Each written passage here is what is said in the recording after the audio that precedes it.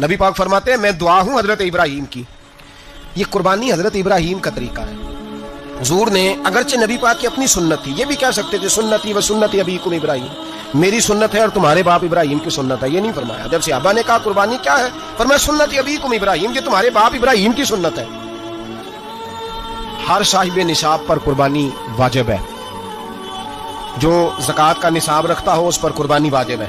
یعنی ضروریات سے زیادہ اتنے پیسے, جتنے پیسوں سے زکوٰۃ فرض ہوتی ہے, اتنے پیسے جس آدمی کے پاس قربانی سے پہلے پہلے آ جائیں اس آدمی پر قربانی کرنا واجب ہے.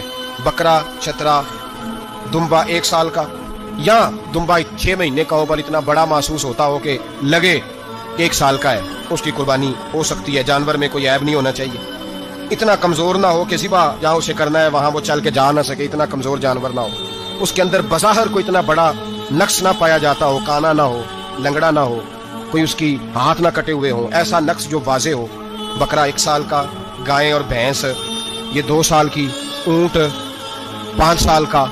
اب اس میں یہ ہے کہ ہمارے بہت سارے دوست چونکہ ہم دیہاتی لوگ ہیں تو پوچھتے ہیں کہ دوندا نہیں ہے تو چوگا نہیں ہے, تو یہ ہماری پنجابی کی اصطلاحات ہیں. پنجابی کی شریعت اسلامیہ نے سال بتائے ہیں. یہ تو ہم نے اپنی آسانی کے لیے, یا دیہاتوں میں جو ماحول تھا اس طرح کا جانور لیں, خوبصورت جانور لیں. جو نصاب ہے وہ بھی میں نے آپ کو بتایا. لیکن ایک اور پہلو بھی ہے, نبی پاک صلی اللہ علیہ وسلم پہ زکوٰۃ کا بھی فرض نہیں ہوئی. کبھی حضور پہ زکوٰۃ فرض نہیں ہوئی. نبی پاک صلی اللہ علیہ وسلم کے پاس اتنا سرمایہ کبھی اکٹھا ہوا ہی نہیں کہ زکوٰۃ فرض ہو. لیکن نبی پاک کے صحابہ فرماتے ہیں کہ مدینے کے 10 سالوں میں اللہ کے رسول نے ہر سال قربانی فرمائی ہے, ہر سال قربانی دی. اور جس سال حضور حج کرنے گئے اس سال اللہ کے نبی نے 63 اونٹ ذبح فرمائے. اور حضور صلی اللہ علیہ وسلم جب اونٹ ذبح کرنے لگتے نا تو صحابہ کہتے ہیں اونٹ خود دوڑ کے حضور کے سامنے آ کے لیٹ جاتا, اور نبی پاک اسے ذبح کرتے اور فرماتے ہیں ایک دوسرے کو دھکے دیتے ہیں اونٹ کے, پہلے میں نے جانا ہے ذبح ہونے کے لیے, پہلے میں نے, انہیں پتا تھا کہ جو مصطفیٰ کے ہاتھوں ذبح ہوگا وہ تو دائمی زندگی پا جائے گا.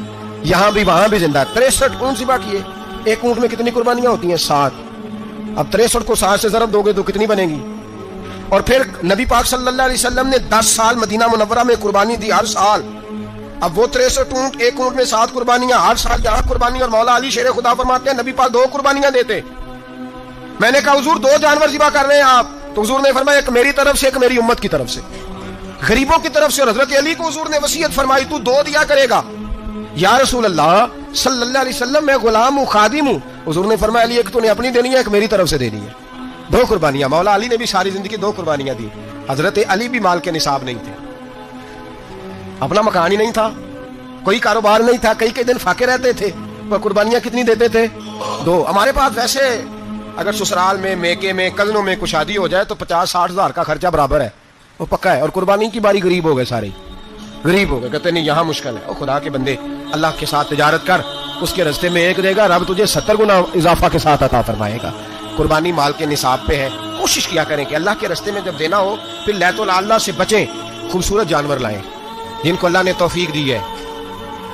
ان کے لیے نصیحت ہے جن کو اللہ نے توفیق دی. میں نے اپنے حضرت صاحب کو دیکھا ہے, وہ کہتے تھے کئی جانور اللہ نے بڑا نوازا ہے. کہتے ایک میرا ہے, ایک میرے ماں کا, ایک میرے باپ کا ہے, ایک میرے فلاں استاد صاحب کا, ایک میرے پیر صاحب کا ہے. یہ جانور غوث اعظم جیلانی کا نام کا لے رہا ہوں.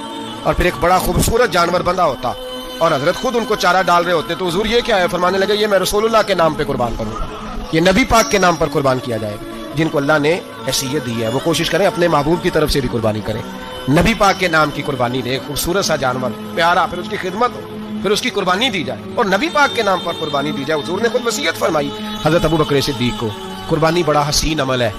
اور میرے نبی پاک صلی اللہ علیہ وسلم نے ناراضگی بھی فرمائی, ذرا خوگر حمد سے تھوڑا سا گلا بھی سن لے. میرے حبیب نے فرمایا جو طاقت کے باوجود قربانی نہ کرے وہ ہماری عیدگاہ میں عید کی نماز پڑھنے نہ آئے, وہ نہ آئے. اور یا رسول اللہ جو کرے گا, فرمایا قربانی کے جانور کا خون کا قطرہ بعد میں زمین پہ گرے گا, اللہ اس کے سارے گناہ پہلے معاف فرما دے گا, نہ اس کے سارے گناہوں کو بخشے گا. قربانی کریں, خوبصورت انداز میں کریں, اللہ کی رضا کے لیے. بزرگوں نے لکھا ہے 3 حصے کرو گوشت کے, ایک گھر میں رکھو, ایک رشتہ داروں میں بانٹو, پڑوسیوں میں بانٹو, اور تیسرا فقط غریبوں کو دو. لیکن میں اکثر یہ سوچتا ہوں کہ ہمارے ہاں قربانی کرتا ہی وہ ہے جن کے گھر میں ہر جمعرات کو چھوٹا گوشت پکتا ہے, اور جن کے گھر میں ہفتے میں 3 دفعہ مرغی کا گوشت پکتا ہے, وہی تو قربانی دینے کے قابل ہوتے ہیں. تو وہ بھی اگر قربانی کے بکرے میں سے بھی تیسرا رکھنا چاہیں تو اجازت تو ہے. میں نے کہا سارا رکھنے کی بھی اجازت ہے, لیکن اگر آپ مہربانی کریں, کوشش کریں کہ یار ہم تو سارا سال ہی کھاتے ہیں, اور ہمارے یہاں جو گوشت تقسیم ہوتا ہے نا وہ بھی باری لگی ہوئی ہے. ادھر سے پلیٹ آئی تھی گوشت کی تو ادھر سے بھر کے چلی گئی. بھئی اس نے کی ہے, اس کو بار بار گوشت دینے کا کیا مطلب ہے؟ آپ یہ دیکھیں عزیزوں میں, رشتہ داروں میں, اور میں اگر تھوڑا سا آپ کی توجہ کرانے میں کامیاب ہو جاؤں تو سفید پوش لوگوں کو دیکھیں.